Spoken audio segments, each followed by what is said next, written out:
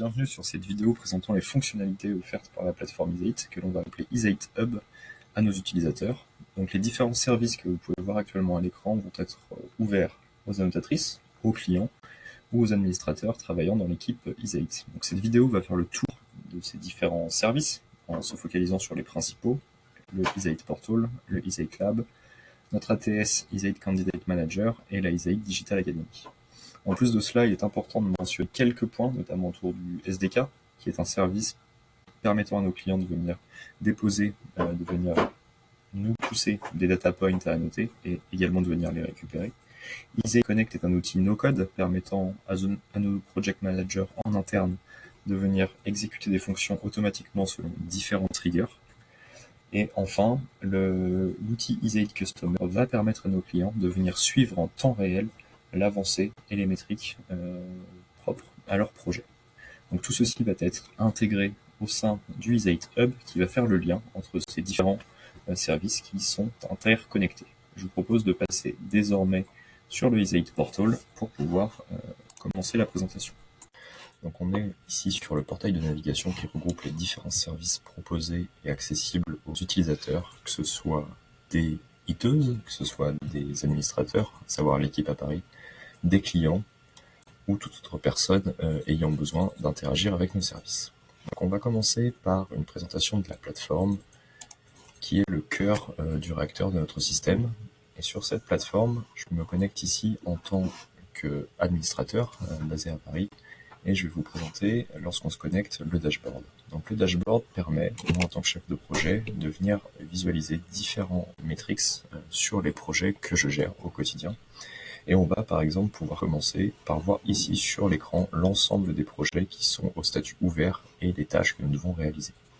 Donc on voit par exemple pour ce projet qu'on a 14 utilisateurs qui ont été assignés, ou encore que sur celui-ci on a 12 personnes assignées et que 248 actions ont été réalisées. Par contre, si je souhaite avoir plus d'informations sur un projet, je vais pouvoir le faire directement en allant sur l'onglet Task et en spécifiant par exemple la compagnie qui m'intéresse, la société. Et donc je vais prendre comme exemple ce client. Et je peux voir ici deux courbes. La courbe du temps passé par les personnes et en jaune le temps estimé par les personnes. On va pouvoir voir de la même façon le nombre de tâches réalisées quotidiennement sur ce projet. Et ça va me permettre de piloter mon projet selon les ressources disponibles et éventuellement ajouter des personnes. On a également sur ce projet différentes statistiques à propos de la communauté. Donc, quelles sont les personnes qui travaillent le plus, ce qu'on appelle les top hitters. C'est tout le sujet autour de la gamification qui est présent nativement sur nos outils, ainsi que les nombres de pays avec des hitteuses inscrites, le nombre d'heures de formation qui ont été suivies, le nombre d'hitteuses actives sur la plateforme et tout un tas d'autres statistiques. Ensuite, si je continue, je vais pouvoir aller voir directement l'onglet projet. Donc l'onglet projet est un onglet sur lequel on va pouvoir venir créer des projets, on va pouvoir venir créer des teams qui vont être assignés à ces projets. Des teams, ce sont des groupes de hitteuses qui vont être associés à un projet pour pouvoir venir traiter les tâches. On va reprendre le projet de notre client, à savoir Woolward, où nous devons valider des factures qui sont envoyées par leurs clients. Donc sur ce projet, on va directement pouvoir voir qui est le project manager, en l'occurrence c'est moi, qui est la project associate, donc qui est la personne qui suit la partie plus opérationnelle du projet, ainsi que l'objectif et le mode de rémunération. Donc ici, pour chaque facture saisie, les hitteuses sont rémunérées pour un temps de 30 secondes qui est ensuite indexé sur le tarif horaire de leur pays. On voit également qu'on a eu un total de 361 000 factures traitées, 13 sont en attente et qu'il y en a une actuellement en cours.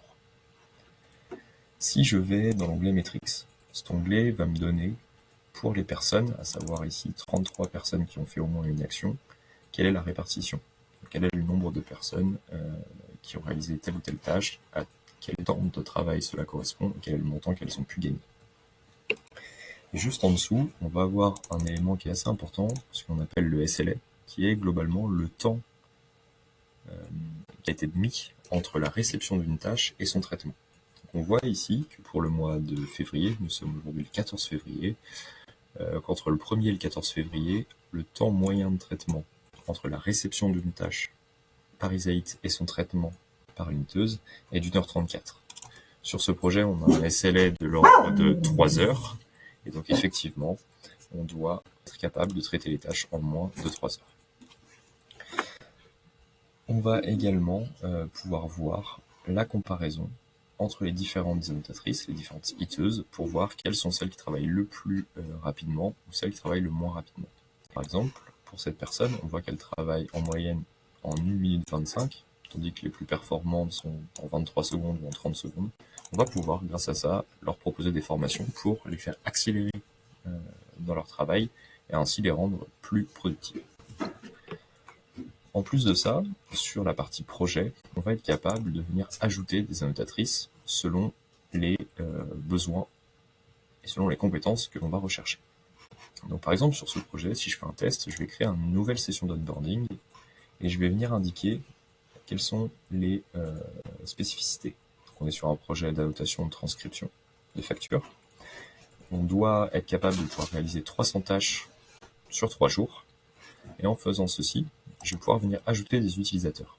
Donc soit les utilisateurs, je peux les ajouter manuellement, en allant les choisir un à un, soit je peux faire ce qu'on appelle un auto-assign. Donc l'auto-assign, c'est un moteur qui nous permet d'aller chercher sur différents paramètres la disponibilité des personnes, les compétences requises, la langue requise sur le projet, et je vais pouvoir aller chercher les personnes. Par exemple, si admettons ici je veux 3 nouvelles personnes, je peux le faire ici, et on me dit j'ai 3 nouvelles annotatrices qui ont été ajoutées au groupe. Elles sont au statut Hitter et elles sont en Canwork, c'est-à-dire qu'elles ont toutes les modalités nécessaires pour pouvoir travailler les documents, les formations, les compétences, mais également la disponibilité. Et en faisant ceci, les personnes vont être directement ajoutées au projet, comme on peut le voir ici, et vont pouvoir, une fois les formations passées et le test passé, pouvoir débuter leur travail. On a également, sur chaque projet, la capacité de proposer aux hiteuses des tests. Donc ce test-là, c'est un QCM qui est composé de plusieurs questions inhérentes aux consignes du projet, et elles vont obligatoirement devoir le passer avant de pouvoir accéder aux données. Et on voit par exemple, sur ce test, on a 11 questions, et que les 11 questions sont obligatoires, et qu'il faut 11 bonnes réponses pour pouvoir accéder aux données de production de notre client. Donc voilà comment se passe notre projet, et comment sa mise en œuvre peut être effectuée facilement et sans développement, puisqu'en fait tout est paramétrable ici au niveau du template, où on peut venir ajouter les champs nécessaires. Et par exemple ici, le client nous demande de saisir le montant de la facture, nous demande de saisir un numéro de commande, et de définir si la facture est valide ou non valide. Et dans le cas où la facture est non valide, lorsque c'est coché ici, on voit qu'il y a un champ, en l'occurrence une liste déroulante apparaît, pour choisir la règle de non-validité d'une facture. Ensuite, on peut continuer en passant sur la partie User, qui va récapituler, qui va être la page qui centralise tous les utilisateurs inscrits sur la plateforme à date. Donc, par exemple, si je veux aller chercher les personnes qui sont au statut active, ayant un rôle hitter, et par exemple sur une personne qui va être basée au Bénin, la vue va y filtrer, et je vais pouvoir voir toutes les personnes qui correspondent à ces critères. Donc aujourd'hui, ça représente 143 personnes. Et si je vais sur le profil de l'une d'elles, je peux voir que Micheline, par exemple, a été créée, son profil a été créé le 14 août 2019, qu'elle est assignée à ses différents projets pour ses clients.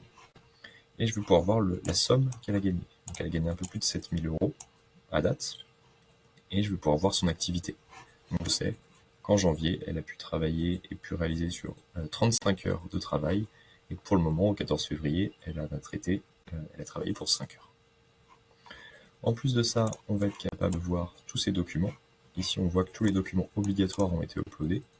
Le statut d'indépendant, le pare-feu, l'antivirus, la pièce d'identité, la déclaration fiscale, ainsi que le justificatif de domicile. Si un de ces documents n'est pas présent ou expiré, on va avoir ici le statut Canwork qui va être modifié. Et ce statut Canwork, s'il n'était pas validé, ne lui permettrait pas de venir travailler sur les projets de nos clients. En plus, on va pouvoir voir les différentes demandes de paiement qu'elle a pu réaliser. Donc on est capable de voir les paiements qu'elle a pu obtenir au fur et à mesure du temps. Et on est capable de voir les messages qu'elle a pu échanger avec l'équipe communauté. Enfin, la Digital Academy, ici, nous permet de voir quelles sont les formations qu'elle a pu suivre sur notre espace et ainsi les compétences qu'elle a pu acquérir directement sur l'outil. Donc tout ceci est très pratique et permet de centraliser l'ensemble des informations sur les différents utilisateurs que l'on va avoir sur la plateforme. Et enfin, le dernier onglet qui est pertinent ici sur la partie back-office, donc plutôt destiné aux administrateurs, c'est la partie paiement, où on va avoir les demandes de paiement qui sont initiées par les hiteuses. Donc on voit par exemple que cette hiteuse-là a actuellement une demande de paiement d'attente d'un montant de 137 €, et c'est un paiement qui sera transmis par Orange Mobile Money. Et comment ça fonctionne? Très concrètement, dans l'équipe, le process est de valider chaque paiement un à un, en vérifiant différents paramètres, que toutes les tâches ont bien été livrées au client. Le client n'a eu aucun retour quant à la qualité de ce travail sur ce projet. Et lorsque la demande de paiement est validée, on a ensuite une seconde vérification pour que le paiement puisse être envoyé via les API PayPal, via les API Orange Mobile Money, en fonction des différents pays où elles sont basées. Je vais maintenant passer sur la partie front, qui est la partie destinée aux annotatrices. Donc je suis connecté en tant qu'admin, donc je n'ai pas aujourd'hui d'invitation à des projets. Demain, et lorsque les hiteuses sont invitées, comme nous avons pu le faire tout à l'heure, à rejoindre des projets, les invitations sont affichées ici. Les invitations ont une durée de vie de 3 jours. Au bout de 3 jours, les invitations sont périmées et les personnes ne peuvent plus accepter de le rejoindre. Et cela nous permet de mesurer la disponibilité des personnes et leur capacité à répondre rapidement à nos sollicitations pour différents projets. Et elles vont ensuite ici pouvoir voir les projets sur lesquels elles ont été assignées pour pouvoir travailler dessus directement. Ensuite, sur leur tableau de bord, elles vont pouvoir voir, et moi je peux voir en l'occurrence, le nombre d'heures que j'ai pu réaliser mois par mois.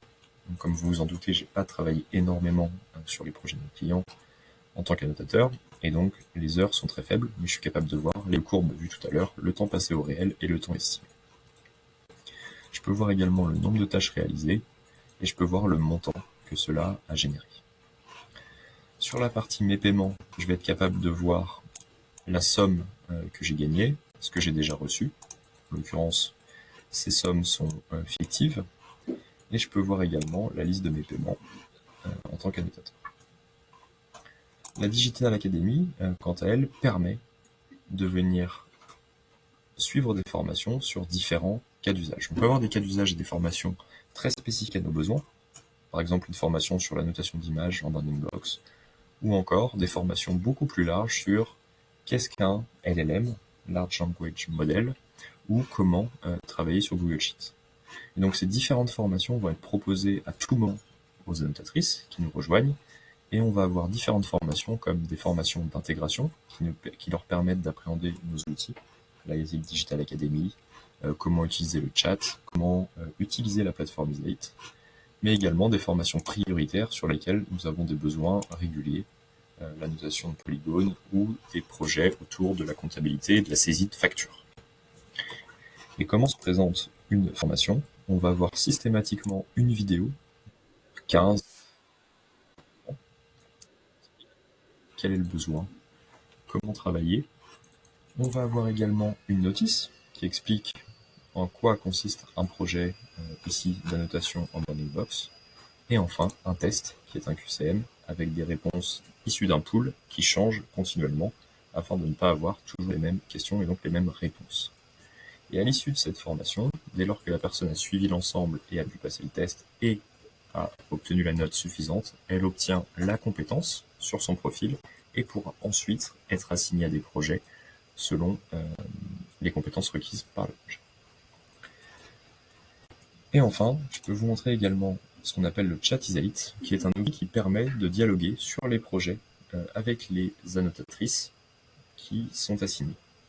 Donc par exemple, si j'ouvre le chat ici, je vais être en capacité d'aller voir sur un projet où je suis assigné, le projet qu'on a vu tout à l'heure, le 2443, et je vais pouvoir voir les messages passés par les admins, en l'occurrence Tatiana qui est une project associate, qui gère donc la partie opérationnelle sur le projet, et aux hiteuses de pouvoir poser leurs questions sur telle ou telle tâche.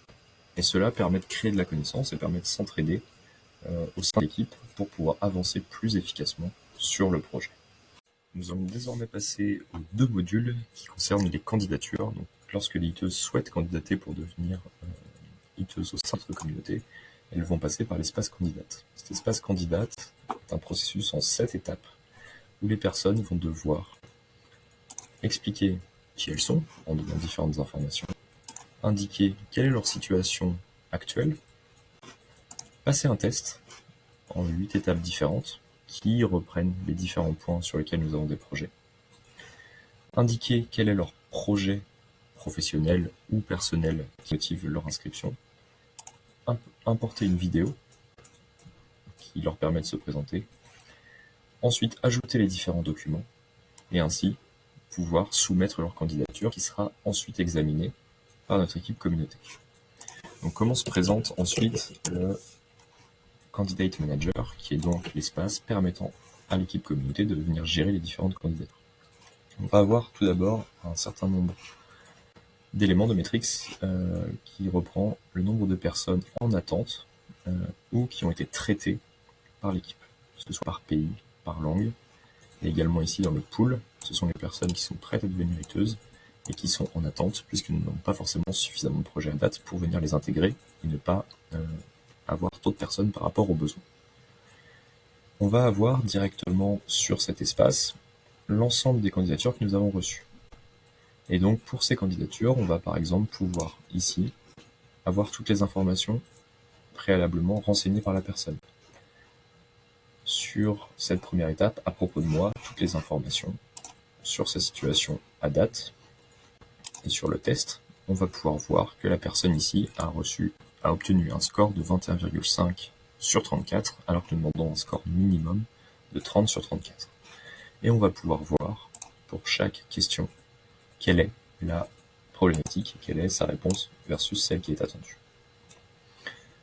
Ensuite, lorsque le test est réussi, nous pourrions voir son projet, sa vidéo de présentation, ainsi que ses documents, mais puisque le test n'a pas été validé, la personne n'ira pas plus loin sur ces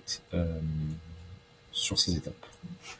On peut également voir ici toutes les personnes qui sont dans le pool, à savoir les personnes qui sont validées et qui doivent simplement être passées comme hiteuses sur nos outils pour pouvoir travailler.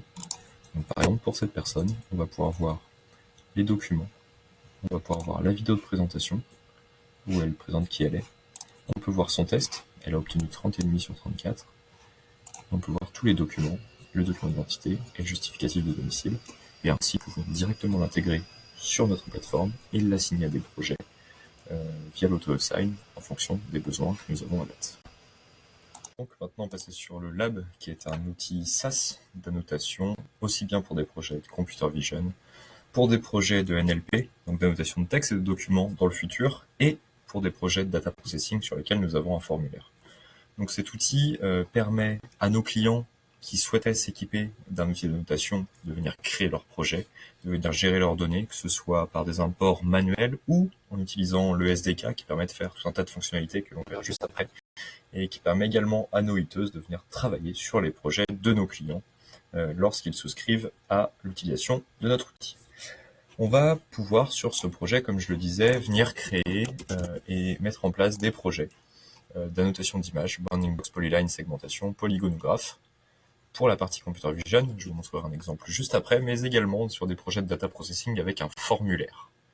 Donc si je vous montre un projet de computer vision, par exemple, pour un avionneur européen, on va pouvoir faire ici de la notation d'images, en particulier de la segmentation, puisque sur ce projet, on doit venir annoter des images. Donc lorsque je souhaite venir annoter une image dans ce projet-là, on va par exemple pouvoir le faire via cette interface qui est la partie work du lab, qui est en fait la partie destinée aux annotateurs.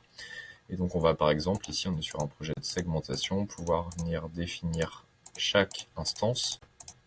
On est sur de la segmentation sémantique et on va pouvoir venir traiter chaque objet en définissant sa classe. Donc ici on n'a pas beaucoup de classes. dans le cadre de ce projet, et on va pouvoir ensuite venir annoter l'ensemble des véhicules de manière assez rapide, voilà, en utilisant la souris. On est ici dans le cadre d'un projet d'entraînement d'une IA pour du taxi autonome pour les Anglines. Comme ceci. On peut également, si on retourne sur cette page, on va également pouvoir venir filtrer assez simplement sur un projet les données qui sont par exemple annotées, qui ont été annotées par les annotatrices, par les hiteuses, et on va pouvoir faire sur ces images directement des retours, directement pouvoir les modifier ou les valider lorsque la qualité correspond à ce que l'on attend. Donc on voit ici par exemple l'image qui a été annotée entièrement. Et donc on voit les différentes classes qui ont été apposées, les différentes annotations, le sol, etc. Et je peux la valider ou je peux passer à l'image suivante assez facilement.